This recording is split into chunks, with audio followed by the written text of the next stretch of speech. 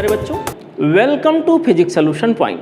बच्चों, आज के इस वीडियो में हम लोग सीखेंगे टू डायमेंशनल मोशन का कॉन्सेप्ट। टू डायमेंशनल मोशन क्या होता है, उसी को हम लोग बच्चों प्लेन मोशन भी कहते हैं या मोशन इन ए प्लेन भी कहते हैं। इसमें बेसिकली दो चीज़ों की चर्चा होती है, प्रोजेक्टाइल मोशन और सर्कुलर मोशन।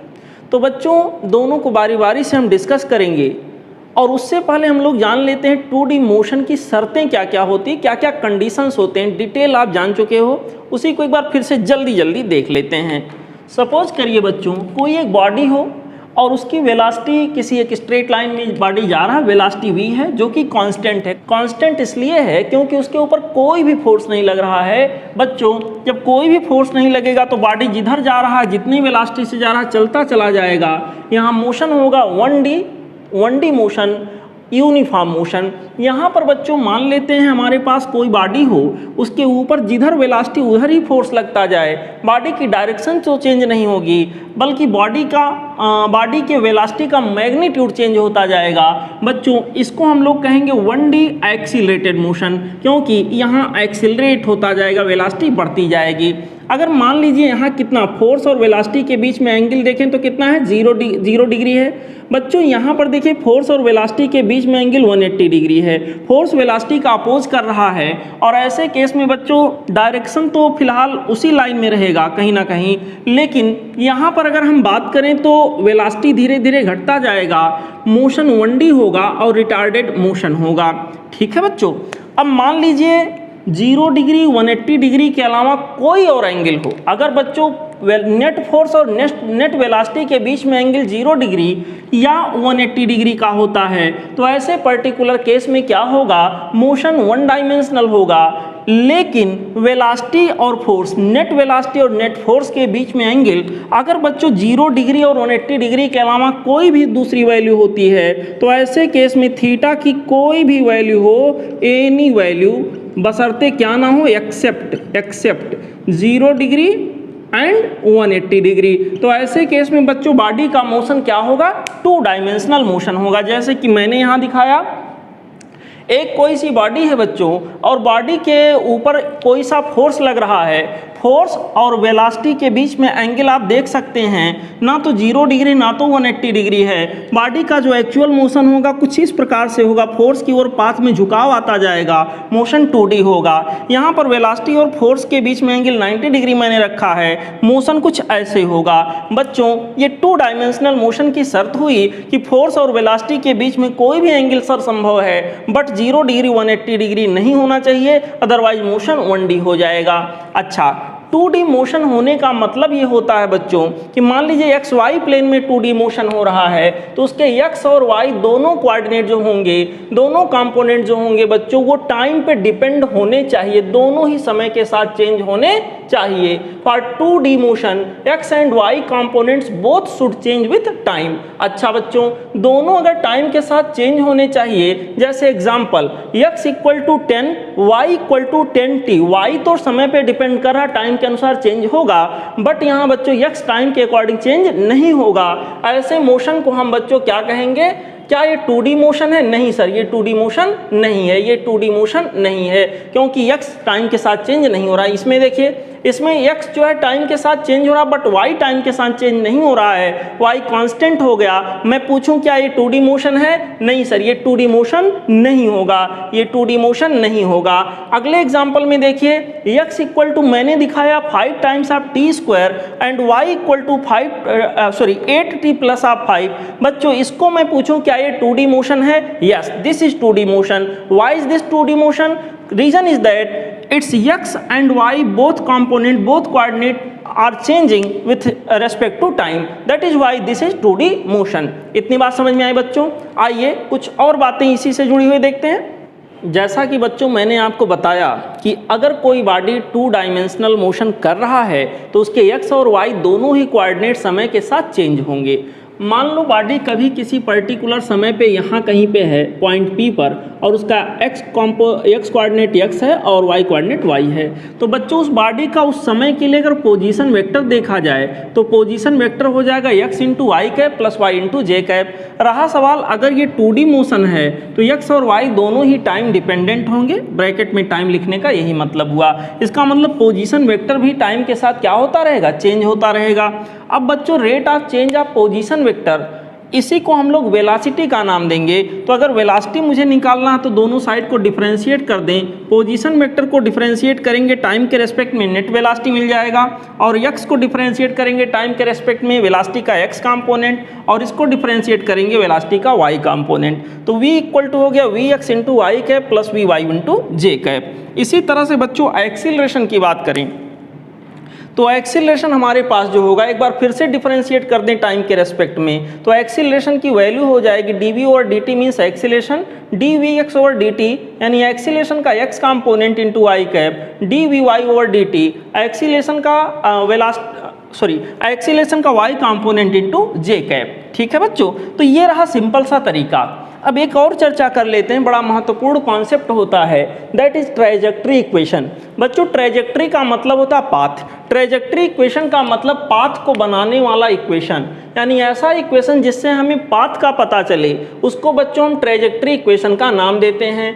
और इसको रिप्रेजेंट जो किया जाता, मान लो मोशन हमारा 2 डायमेंशनल जो है वो एक्स वाई प्लेन में हो रहा है, तो ट्रेजेक्ट्री इक्वेशन के अंदर एक्स और वाई ही आने चाहिए, टाइम का कंपोनेंट, टाइम का एक्सप्रेशन उसके अंदर नहीं होना चाहिए। तो बच्चों जैसे एक एग्जांपल दिया, कोई मोशन हो रहा है 2D जिसमें x की वैल्यू लिखी हुई 80 और y की वैल्यू लिखी हुई बच्चों bt²। अब मैं आपसे पूछूं क्या ये इसकी ट्रेजेक्ट्री और ट्रेजेक्ट्री इक्वेशन का क्या होगा, तो बच्चों ट्रेजेक्ट्री इक्वेशन बताने के लिए मुझे टाइम को हटाना पड़ेगा, x और y में इक्वेशन को फ्रेम करना पड़ेगा। यहाँ से t की वैल्यू देखें तो x बाई ए, t की ये वैल्यू इसमें रख देते हैं तो y इक्वल टू बनेगा b into T square, T के जगह पर x बाई ए रख दिया। इक्वेशन कुछ ऐसा बना बच्चों, y equal to B by A square into X square, इसका मतलब y directly proportional to X square हो गया। अगर ऐसा कहीं होता है तो ट्रेजेक्ट्री ऐसे केस में बच्चों पैराबोलिक होती है, यहाँ पर ट्रेजेक्ट्री हमारी पैराबोलिक हो गई। सिमिलरली सपोज करिए x इक्वल टू कहीं दिया है x equal to A cos omega T, y equal to A sine omega T, हमसे पूछा गया ऐसा कोई पार्टिकल अगर है जिसके x और y कोऑर्डिनेट ऐसे चेंज हो रहे हैं तो आप उस पार्टिकल की ट्रेजेक्ट्री बताइए और ट्रेजेक्ट्री इक्वेशन बताइए। तो बड़ी सिंपल सी बात मेरे लिए होगी, दोनों इक्वेशन का स्क्वायर करके ऐड कर दें तो मिलेगा X square plus Y square, ये स्क्वायर कॉमन हो जाएगा ब्रैकेट में cos square omega T plus sine square omega T जो कि 1 हो जाएगा। इक्वेशन बच्चों कुछ ऐसा मिला और यह इक्वेशन एक सर्कल का होगा जिसका सेंटर ओरिजिन पे होगा, जिसका रेडियस a के बराबर होगा। यानी इस बार जो हमें ट्रेजेक्ट्री मिली बच्चों वो ट्रेजेक्ट्री कैसी हो गई, सर्कुलर। इस केस में हमें सर्कुलर ट्रेजेक्ट्री यहाँ के अंदर मिल रही है। आई होप आप ट्रेजेक्ट्री निकालना सीख गए होंगे। हम लोग यहाँ सीखने जा रहे हैं प्रोजेक्टाइल मोशन। प्रोजेक्टाइल मोशन बच्चों 2D मोशन का एक महत्वपूर्ण पार्ट है। यहाँ पर 2 तरह के प्रोजेक्टाइल मोशन बेसिकली आपके सिलेबस में हैं, एक तो है ऑब्लिक प्रोजेक्टाइल मोशन और एक है यहाँ पर हॉरिजॉन्टल प्रोजेक्टाइल मोशन। तो सबसे पहले ये जानते हैं प्रोजेक्टाइल मोशन होता क्या है। बच्चों किसी बॉडी को वर्टिकल से डिफरेंट अगर किसी डायरेक्शन में आप फेंकते हो, वर्टिकल छोड़ के बाकी किसी भी एंगल पे बॉडी को थ्रो कर दो तो उसके द्वारा जो मोशन किया जाता है बच्चों उसको हम लोग नाम देते हैं प्रोजेक्टाइल मोशन। प्रोजेक्टाइल मोशन में क्या क्या विशेषताएं हैं, क्या क्या खास बातें हैं, आइए समझते हैं। यहाँ सबसे पहले ऑब्लिक अगर मैं ऐसे किसी छत पे खड़े होकर सीधे हॉरिजॉन्टली बॉडी को थ्रो करूँ उसका मोशन कुछ यूँ होगा, ये कहलाता हॉरिजॉन्टल प्रोजेक्टाइल मोशन। किसी बॉडी को मैं यूं किसी एंगल पे फेंकूं तो बॉडी का मोशन यूं होगा, जैसे सिक्सर लगता है तब होता है बच्चों, ये कहलाता ऑब्लिक प्रोजेक्टाइल मोशन। तो यहाँ पर मैं बात करने जा रहा हूँ ऑब्लिक प्रोजेक्टाइल मोशन क्या है बच्चों। यहाँ पर मान लीजिए किसी बॉडी को, ये हॉरिजॉन्टल लेवल है, हॉरिजॉन्टल लेवल से थीटा एंगल पर मैं किसी बॉडी को बच्चों थ्रो कर देता हूँ। नो डाउट बॉडी के द्वारा तय किया गया पाथ कुछ ऐसा होगा, ट्रेजेक्ट्री कुछ इस प्रकार की होगी, समव्हाट लाइक पैराबोला, ठीक है। लेकिन यहाँ पर अब इसके बारे में डिटेल कैसे होगा बच्चों, जल्दी जल्दी देखते चलिए। ज्यों ज्यों बॉडी ऊपर उठेगा, जैसे जो वेलोसिटी मैंने दिया, वेलोसिटी के 2 कंपोनेंट x कंपोनेंट और y component. y component body को ऊपर ले जाने का प्रयास करेगा जबकि x कंपोनेंट बॉडी को सीधे ले जाने का प्रयास करेगा। बच्चों यहाँ पर साथ ही साथ इसके ऊपर mg फोर्स लगना शुरू हो जाएगा। mg फोर्स वेलोसिटी के y कंपोनेंट को घटाता जाएगा, mg फोर्स वेलोसिटी के y कंपोनेंट को बच्चों डिक्रीज कराता जाएगा। ये वाला कंपोनेंट कमजोर पड़ता जाएगा और एक हाईएस्ट पॉइंट पर पहुंचकर इसकी वैल्यू क्या हो जाएगी, 0।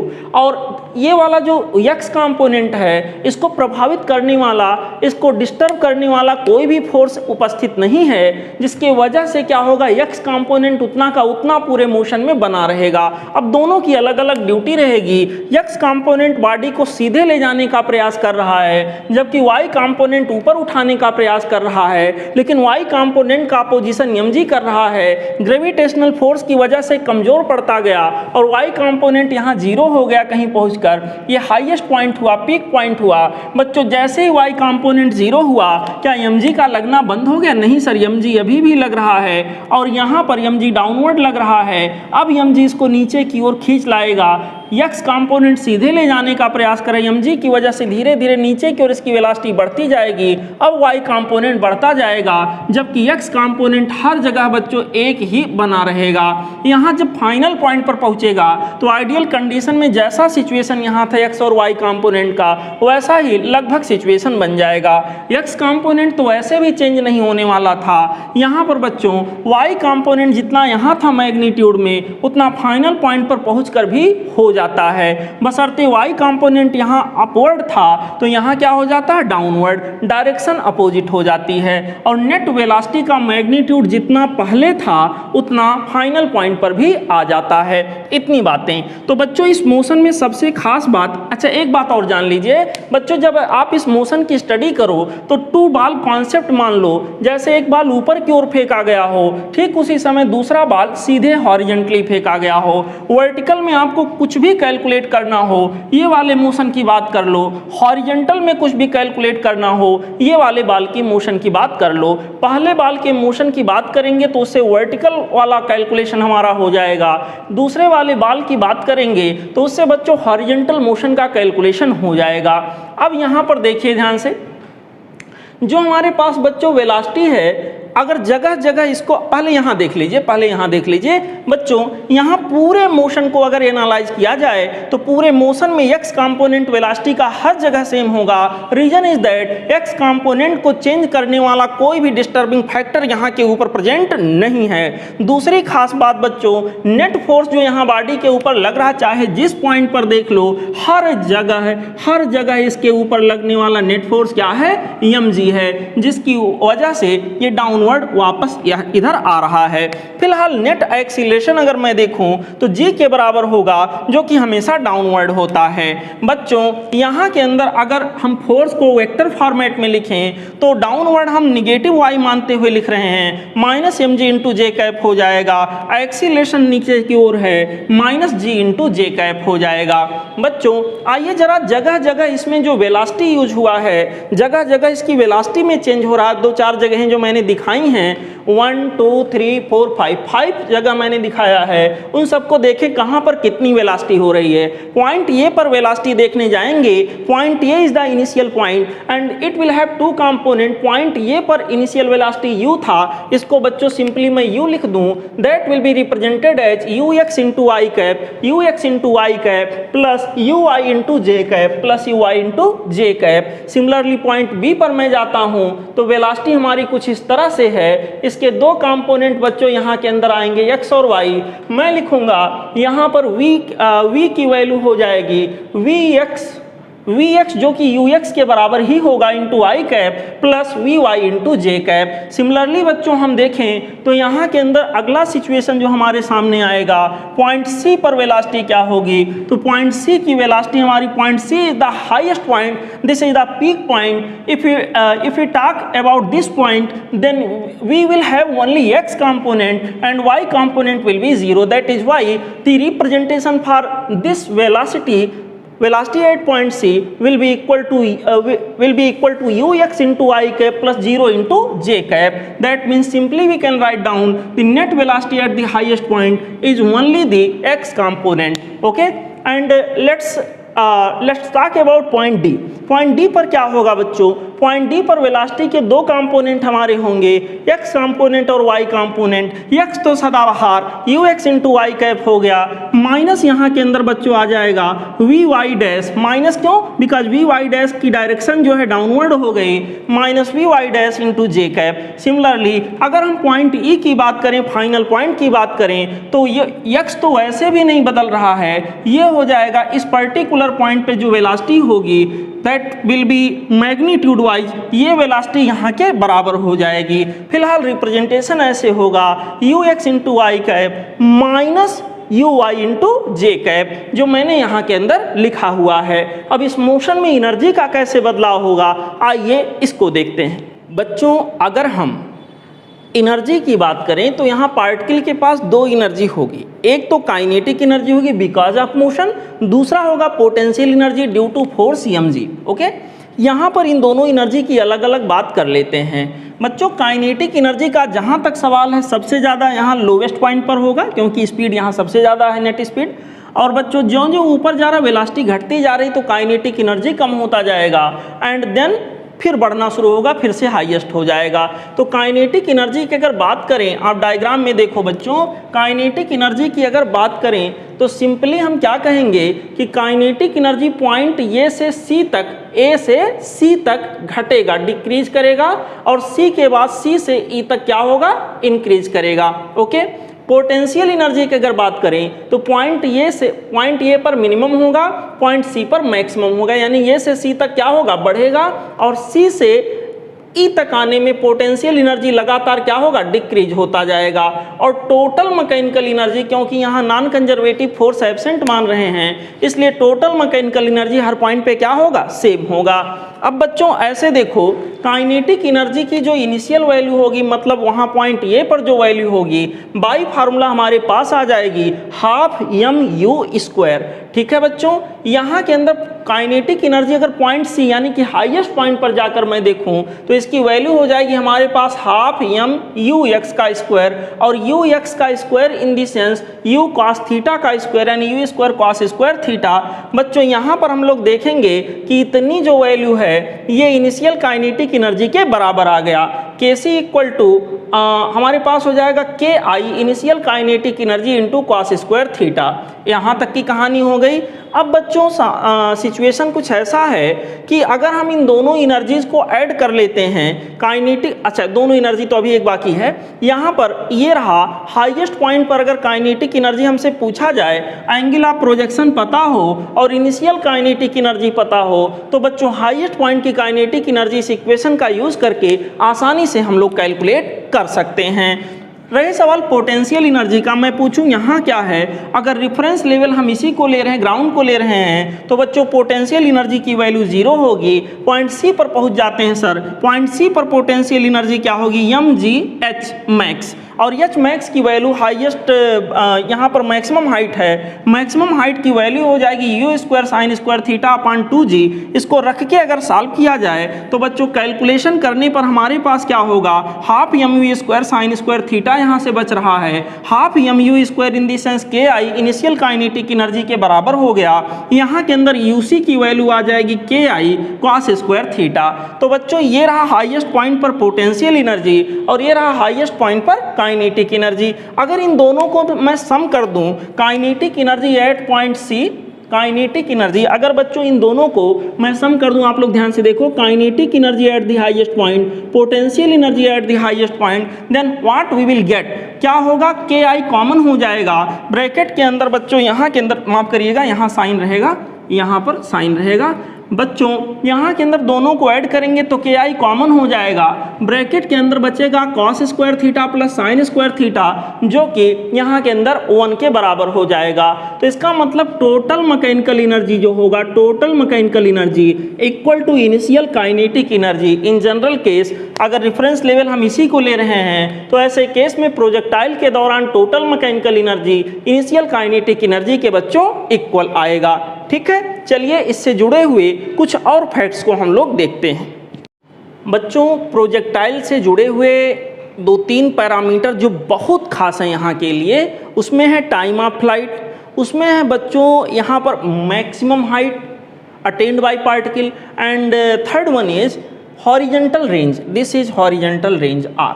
ठीक है, यहाँ पर ये तीन चीज़ें हमसे पूछी जाती हैं, इनमें रिलेशन पूछा जाता है, इन पर न्यूमेरिकल आता है। तो बच्चों देखिए टाइम ऑफ फ्लाइट, ये टाइम ऑफ फ्लाइट मतलब पार्टिकल यहाँ से यहाँ तक आने में कितना समय लगेगा, पूरा मोशन प्रोजेक्टाइल का होने में कितना समय लगेगा, कितना टाइम लगेगा।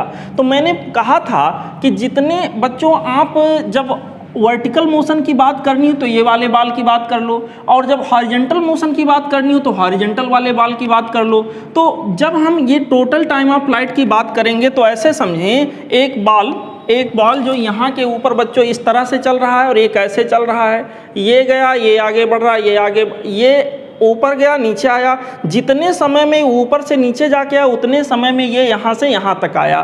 तो जब हम इसकी बात करेंगे ये वाले टाइम ऑफ फ्लाइट की, तो सिंपली ये वाले टाइम की बात कर लें, और ये वाला टाइम कोई बाल को अगर ऐसे फेंका जाए फिर लौट के आए वर्टिकल से, तो बच्चों यहाँ के अंदर जो समय लगता है वो लगता है 2u/g, और यहाँ के अंदर u की वैल्यू जो हम लेंगे वो ui लेंगे, तो हमारे पास हो जाएगा 2ui/g, और यहाँ के अंदर ui का मतलब u sin थीटा, क्या बन जाएगा 2u sin θ/g। सिमिलरली अगर हमें मैक्सिमम हाइट बच्चों यहाँ के ऊपर निकालना हुआ कि मैक्सिमम हाइट क्या होगा, तो मैक्सिमम हाइट के लिए बच्चों फिर से इसी वाले मोशन को आप सोचो, मैक्सिमम हाइट यही तो होगा, ये वाले बाल को लेके सोचो, मैक्सिमम हाइट ऐसे केस में h की वैल्यू क्या आती, बाल को उछाल देते हाईएस्ट पॉइंट तक जाता, मैक्सिमम हाइट की वैल्यू आती u²/2g, तो यहाँ u के स्थान पर क्या हो जाएगा uy²/2g, और ui की वैल्यू हम सबको पता है u sin थीटा, क्या बन गया u² sin² θ/2g। ये हो गया बच्चों एक्सप्रेशन फॉर मैक्सिमम हाइट।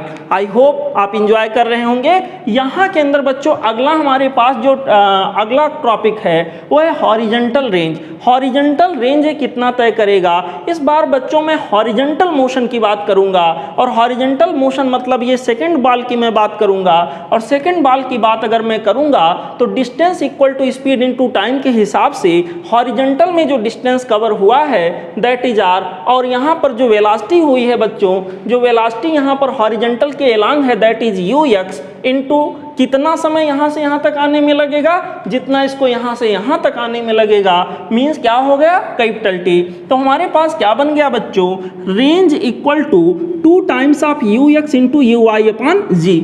यहाँ के अंदर बच्चों रेंज की वैल्यू हमारे पास आ जाएगी 2u cos थीटा, ux के जगह पर cos थीटा हो गया u cos थीटा, uy के जगह पर u sin theta, divided by क्या हो गया g।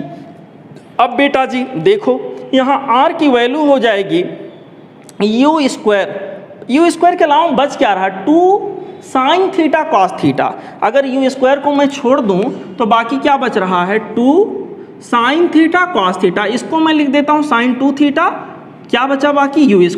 तो हमारे पास आ गया रेंज की वैल्यू u² sin 2 θ/g। तो ये तीन महत्वपूर्ण पैरामीटर जो बहुत ही यूजफुल है न्यूमेरिकल पर्पज में बच्चों, उसमें टाइम ऑफ फ्लाइट हो गया जो कि 2u sin θ/g आया, उसमें h मैक्स हो गया जो कि u² sin θ/2g हो गया, और जिसमें रेंज आ गया जिसकी वैल्यू हो गई u² sin 2 θ/g। आई होप इतनी बातें आप इंजॉय कर चुके होंगे। चलते हैं बच्चों इसके आगे। बच्चों एक पर्टिकुलर सवाल ये आता है कि अगर किसी बॉडी को same speed but complementary angle पे प्रोजेक्ट किया जाए तो जो डिफरेंट पैरामीटर्स हैं वो कैसे कोरिलेट होंगे। Complementary angle in this sense, अगर 30 डिग्री है तो उसका कॉम्प्लीमेंट्री क्या होगा आपको पता है 60 डिग्री। अगर 80 डिग्री है तो उसका कॉम्प्लीमेंट्री क्या होगा 10 डिग्री। मतलब कितना हम उसमें और ऐड कर दें कि 90 पूरा हो जाए। अगर हमारा पहला एंगल थीटा है तो अगला क्या होगा 90 माइनस थीटा। तो यहाँ पर उसी के हिसाब से बच्चों देखो, एक मैंने प्रोजेक्टाइल मोशन दिखाया है जो थीटा एंगल पे प्रोजेक्ट किया गया u स्पीड से, और दूसरा प्रोजेक्टाइल मोशन मैंने दिखाया जो 90 माइनस थीटा एंगल पे u स्पीड से प्रोजेक्ट किया गया है। तो ऐसे पर्टिकुलर केस में बच्चों एक खास रिजल्ट हमें मिलता है कि दोनों में जो रेंज होता है उसकी वैल्यू बराबर आती है। आप चाहो तो इक्वेशन में रख के इसको कैलकुलेट करके देख लीजिएगा, क्योंकि ये रिवीजन क्लास है तो मैं जल्दी बता रहा हूँ बच्चों। अगर u सेम है मैग्नीट्यूड में और एंगल कॉम्प्लीमेंट्री है तो ऐसे केस में बच्चों क्या होगा R1 R2 ये सब इक्वल होंगे, मैंने मान लिया क्या होगा R, दोनों के अंदर रेंज की वैल्यू सेम होगी। अगर यहाँ R1 है तो ये R2 भी R होगा, R1 अगर R है तो R2 भी क्या होगा, R होगा। अच्छा, अगला यहाँ पर अब बच्चों मान लिया इसमें मैक्सिमम हाइट h1 है, अगले में मैक्सिमम हाइट h2 है, तो हॉरिजॉन्टल रेंज और मैक्सिमम हाइट में क्या रिलेशन होगा, r की वैल्यू हो जाएगी 4 टाइम्स ऑफ स्क्वायर रूट के अंदर h1 इंटू h2। बड़ा यूजफुल रिजल्ट है, इसको याद रखिएगा। आप चाहें तो कैलकुलेट कर सकते हैं, आपके राइवल बुक में डिराइव्ड है। यहाँ के अंदर बच्चों T1 इंटू T2, अगर इन दोनों में जो time of flight whatever जो भी लगा होगा, दोनों को मल्टीप्लाई करें, दोनों का प्रोडक्ट निकालें, तो एक यूजफुल रिजल्ट हमें मिलता है। वो यूजफुल रिजल्ट हमारा होता है T1 into T2 equal to 2R/G। अच्छा, यहाँ से एक आध बार सवाल ये पूछा गया है कि सर कॉम्प्लीमेंट्री एंगल पे सेम स्पीड पे कॉम्प्लीमेंट्री एंगल पर सेम स्पीड से दो बॉडी को प्रोजेक्ट किया गया है, तो बताइए उसके अंदर जो टाइम ऑफ फ्लाइट दोनों में लगा T1 और T2, उनका प्रोडक्ट जो होगा वो यहाँ हॉरिजॉन्टल रेंज के ऊपर कैसे डिपेंड करेगा।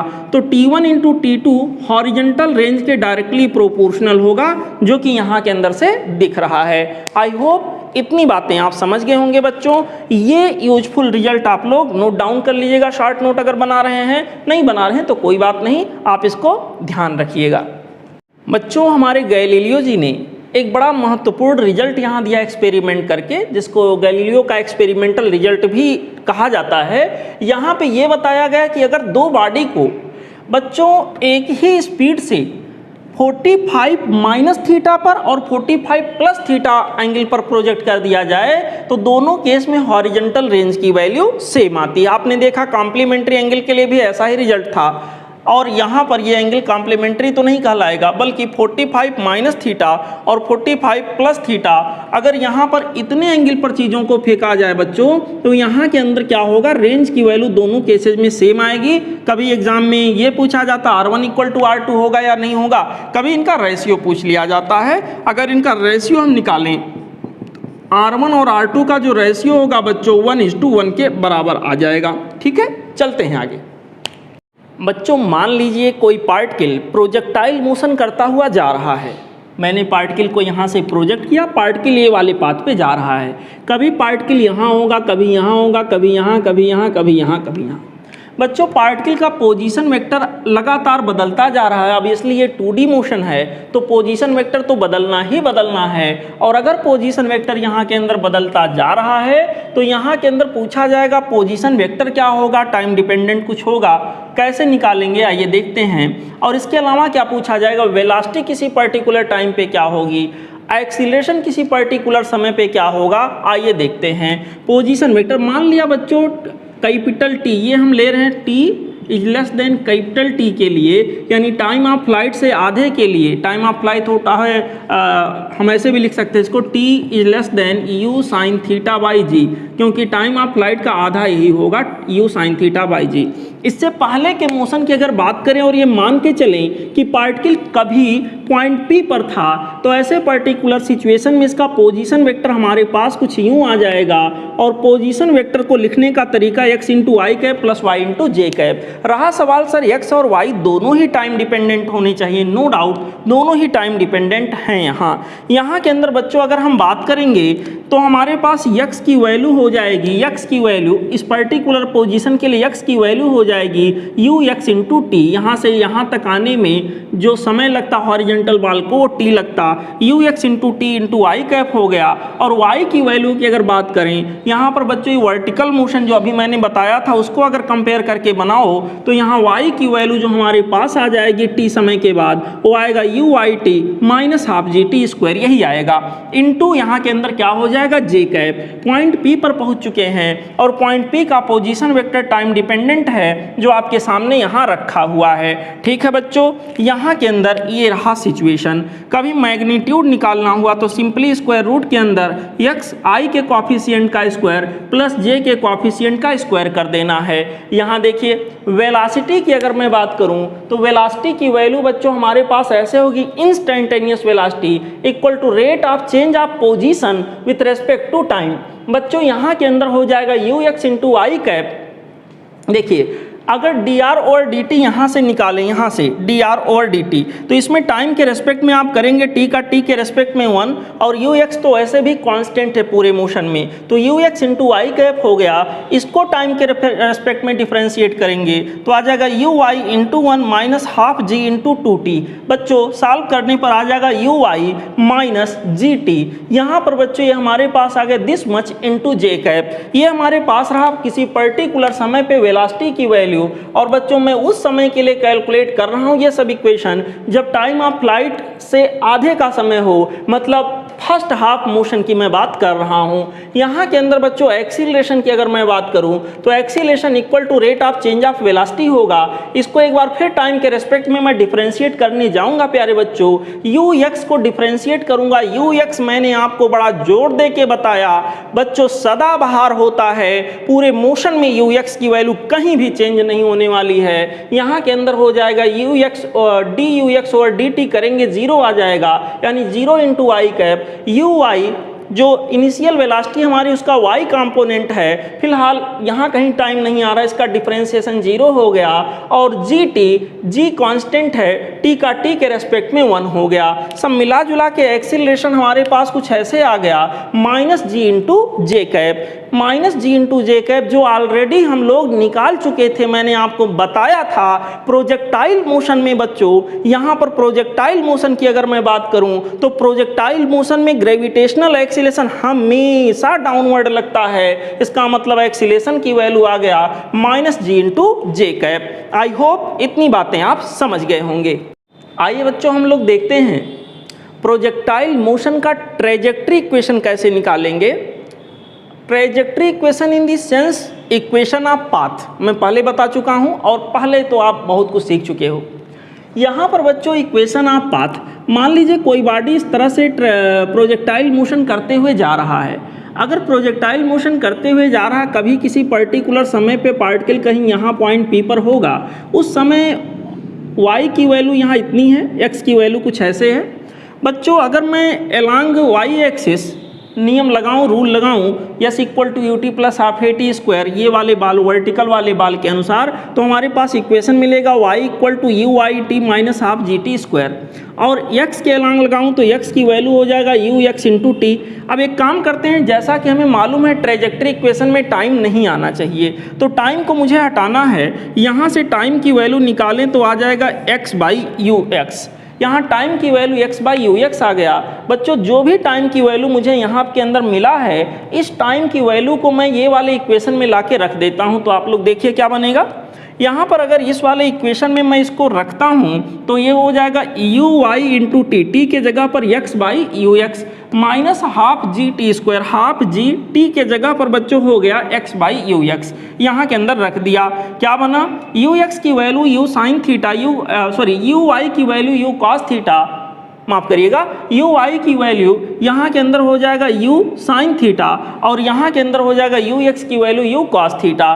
तो यू कैंसिल हो जाएगा, sine theta upon cos theta, that means tan theta. क्या बचा, X tan theta minus half G, यहाँ के अंदर हो जाएगा बच्चों एक्स स्क्वायर, और यहाँ के अंदर यू एक्स का square, U X in the sense U cos theta, यानी उसका स्क्वायर करेंगे तो U square cos square theta. इसी को सिस्टमेटिकली अगर अरेंज करें तो आ जाएगा X tan theta minus half G x square U square cos square theta, जो कि मैंने यहाँ सिस्टमेटिक ढंग से लिखा हुआ है। आप लोग देखिए बच्चों, y की वैल्यू यहाँ के अंदर हो गई x tan theta minus g x square divided by 2u square cos theta. Direct याद रखिएगा यहाँ के अंदर बच्चों, क्योंकि ये महत्वपूर्ण कॉन्सेप्ट है इसलिए मैं पूरा रिवाइज इसको करा रहा हूँ, नहीं तो केवल इक्वेशन लिख के छोड़ देता। बच्चों देख लीजिए ऐसे सवाल बनते हैं, ये सॉल्व करने का तरीका आपको आना चाहिए। y इक्वल टू इसके अंदर से x टेन थीटा को मैं कॉमन करूंगा।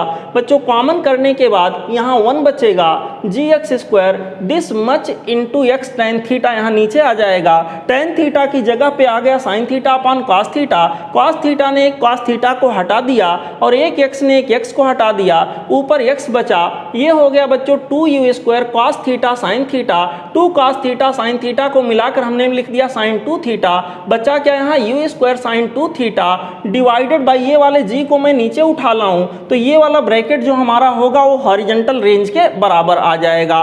तो ट्रेजेक्ट्री इक्वेशन का एक नया फॉर्म मुझे मिला जो कि ऐसे दिख रहा है, x tan theta divided by 1 minus x by r, somewhat like this. इतनी बातें आई होप आप समझ गए हों। बच्चों एक बहुत छोटा सा कॉन्सेप्ट है, वो कॉन्सेप्ट हमारा ये है कि यहाँ के अंदर मान लीजिए हॉरिजेंटल प्रोजेक्टाइल मोशन की बात की जाए। अगर हॉरिजेंटल प्रोजेक्टाइल मोशन की बात की जाती है बच्चों, तो बेसिकली बात इतनी की जाएगी कि अगर किसी बॉडी को बच्चों यहाँ पर एक हाइट से, किसी पर्टिकुलर हाइट से हॉरिजेंटली प्रोजेक्ट कर दिया जाए तो उसके मोशन के बारे में क्या ख्याल है। अब जो मोशन उसका होगा समव्हाट लाइक दिस, और इसी को हम लोग बच्चों नाम देते हैं horizontal projectile motion. Horizontal projectile motion. यहाँ के अंदर बच्चों तमाम सारे सवाल, भाई अगर ये बॉडी आगे बढ़ेगी तो जैसे ही आगे बढ़ेगी बॉडी के ऊपर फोर्स लगना शुरू होगा mg, और यहाँ पर बॉडी को इधर वेलोसिटी दी गई लेकिन वर्टिकल में कोई वेलोसिटी नहीं दी गई है। तो बॉडी, सपोज करिए बॉडी को जस्ट नीचे छोड़ दिया जाता, वर्टिकल मोशन बिल्कुल वैसा ही अपीयर हो रहा है जैसे कि यहाँ बॉडी को बिल्कुल जीरो वेलोसिटी से छोड़ देना और एक बॉडी को बिल्कुल हॉरिजेंटल वेलोसिटी यू दे के थ्रो कर देना। तो बच्चों इस पूरे मोशन का कंपैरिजन, इस पूरे मोशन की मैपिंग मैं यहाँ से करूँगा जैसे मानो कि एक बॉडी को रिलीज कर दिया गया हो और एक बॉडी को प्रोजेक्ट कर दिया गया हो किसी पर्टिकुलर वेलोसिटी से। तो यहाँ पर बच्चों इस तरह से पर्टिकुलर सिचुएशन जो हमारे सामने यहाँ पर आ रहा है, जरा देखते हैं। जैसे जैसे नीचे जाएगा y कंपोनेंट, यहाँ वेलोसिटी का जीरो था, यहाँ बढ़कर कुछ और हो जाएगा और यहाँ y कंपोनेंट बढ़ करके बच्चों मैक्सिमम हो जाएगा। फिलहाल हमसे पूछा जाएगा फाइनल वेलोसिटी। अगर केवल y कंपोनेंट पूछा जाए तो ये हो जाएगा स्क्वायर रूट के अंदर 2gh, और अगर बच्चों टोटल फाइनल वेलोसिटी, यहाँ नेट फाइनल वेलोसिटी पूछा जाए, बाई फार्मूला ये निकल कर आता है स्क्वायर रूट के अंदर u स्क्वायर प्लस 2gh। ठीक है बच्चों। अच्छा, और अगर टाइम ऑफ फ्लाइट पूछा जाए, वैसे तो जो नॉर्मली हम लोग पढ़ते थे ऐसा मालूम हो रहा है जैसे ये टोटल जो प्रोजेक्टाइल मोशन होता था ऑब्लिक वाला, उसका हाफ पार्ट है। फिलहाल यहाँ पर h के टर्म में अगर हम टाइम ऑफ फ्लाइट निकालते हैं बच्चों, तो टाइम ऑफ फ्लाइट की वैल्यू आती है स्क्वायर रूट के अंदर 2h/g। ठीक है।